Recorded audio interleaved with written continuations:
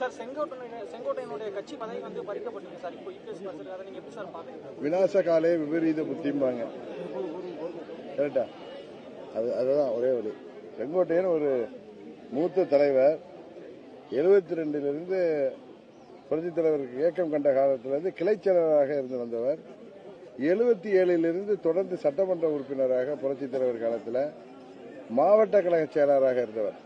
87 புரட்சித் தலைவர் மறைவுக்கு பிறகு அம்மா அவர்கள் தலைமையேற்ற ஜே அணியில அப்பொழுது அமைச்சராக இருந்த அண்ணன் முத்துசாமி அவர்கள் கூட அந்த மாவட்டத்தில் 11 எம்எல்ஏக்கள்ல 4 பேர் தான் போனாங்க. இவர் கூட 7 பேர் இவரை சேர்த்து அம்மா அணிக்கு வந்து அன்றிலிருந்து அம்மாவின் தொண்டராக இருந்தவர். எத்தனையோ ஏற்றத்தாழ்வுகளுக்கு பிறகும் அந்த காலகட்டங்களில் எல்லாம் விசுவாசத்தோடு அம்மாவின் தொண்டராக பணியாற்றியவர். அப்படி சிறந்த ஒரு மூத்த நிர்வாகியை